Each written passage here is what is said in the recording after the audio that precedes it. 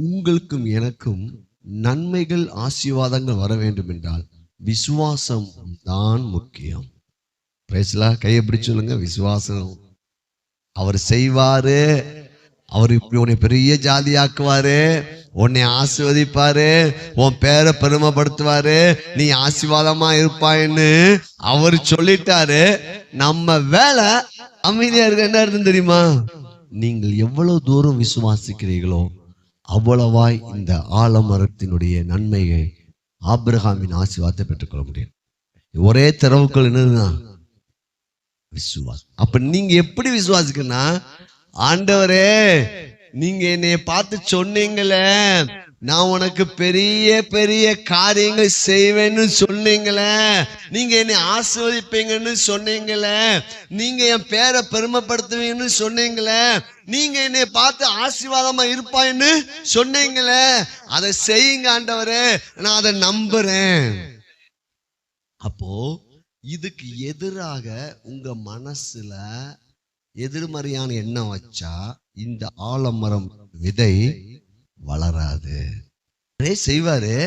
இப்ப இது நிறைவேறணும்னா நமக்கு விசுவாசம் வேணும். விசுவாசத்தை ஆகியா பேசினேன் என்று எழுதி. இப்ப நீங்க விசுவாசித்து எதெல்லாம் பேசணும்? நன்மையானதை மாத்தி பேசக்கூடாது.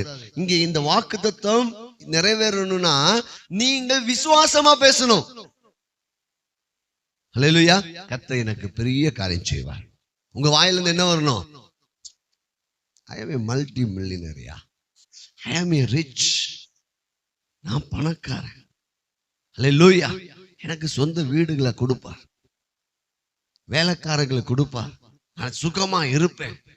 கர்த்தர் எனக்கு பெரிய பெரிய காரியம் செய்வார். என்னை ஆசீர்வதிக்காரியா, அவருடைய ஆசீர்வாதம் என் மேல வரனால சாபம் வறுமை எல்லாம் உடைக்கப்படுது. போனவன் தியானிச்ச மரத்துல தூக்கப்பட்ட எவனும் சபிக்கப்பட்டவன் எழுதிக்கப்படி கிறிஸ்து நமக்காய் சாபமாகி நியாயப்பிரமாண சாபத்துக்கு நம்ம நீங்களாக்கி மீட்டு கொண்டார். கிறிஸ்துவின் மூலமாய் ஆபிரகாமின் ஆசீர்வாதத்துக்குள்ள இப்போ நீங்கள் நானும் விசுவாசிக்கிறோம். அப்படின்னா என்ன தெரியுமா? உங்க பேச்சு ஃபர்ஸ்ட், உங்க மனசு மாறணும். அல்லேலூயா. உங்க மனசு மாறணும்னா உங்க பேச்சு மாறும். ஏற்கனவே சொன்னேன், man is mind, mind is power. மனிதன் என்பவன் மனம் உடையவன், மனம்தான் சக்தி. பிரைஸ்லா சொல்லுங்க. மனிதன் என்றால் மனம். இப்போ ஒருத்தங்களை பத்தி ரொம்ப கோபக்காரன் இல்ல ரொம்ப அன்பானவர் எப்படி சொல்றீங்க? அவங்க மனசுல பார்த்துருக்கிறோம். பிரைஸ்லா அவராங்க தாராளமா அள்ளி கொடுப்பாருங்க.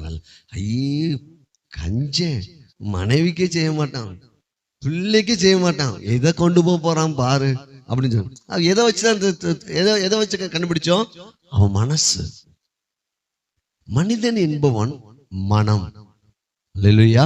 இந்த மனதுல தான் சக்தியை, பவரை ஆண்டவர் கொடுத்துட்டார். பிளேட் யாருமே என்ன செய்யல, பார்க்கல. ட்ரெயின் இருந்துச்சா கூட ட்ரெயின் இருந்துச்சான்னு தெரியாது. எப்படி இதெல்லாம் கண்டுபிடிச்சாங்க? மைண்ட். மனதை ஒவ்வொரு மனிதனுக்கும் தேவன் சக்தியாக, ஒரு பவராக கொடுத்துட்டார். கொஞ்சம் அப்படி உட்கார்ந்துக்குங்க, கவனிங்க. முக்கியமான ஒரு காரியத்தை சொல்லுவோம். நீங்க ஏழையா இருக்கலாம், கடனா இருக்கலாம், சின்ன வேலை செஞ்சுட்டு இருக்கலாம், பல பலவீனத்தோடு இருக்கலாம். ஆனா நீங்க இப்ப சொல்ல போத சத்தியத்தை மட்டும் புரிஞ்சுக்கிட்டீங்கன்னா நம்ம நிலைமை டாப். அல்லேலூயா. High class. நான் போன வாரம் தியானிச்சேன், 3 கிளாஸ் சொன்னேன். என்ன கிளாஸ்? எங்களுக்கு கண்ணாடி கிளாஸ் தான் ஃபர்ஸ்ட் தெரியும், டீ கிளாஸ் தெரியும். என்ன கிளாஸ் சொன்னேன்? லோ கிளாஸ்னா யார்? எங்க? எகிப்து வாழ்வு. லோ கிளாஸ்னா அன்றாட பாடுதான். அடுத்தது மிடில் கிளாஸ், வனாந்தர டெய்லி மன்னா, நம்ம எல்லாம் மிடில் கிளாஸ். அடுத்தது தேவன் எந்த கிளாஸ்ல நிக்கிறாரு? ஹை கிளாஸ் நிக்கிறாரு. அல்லேலூயா.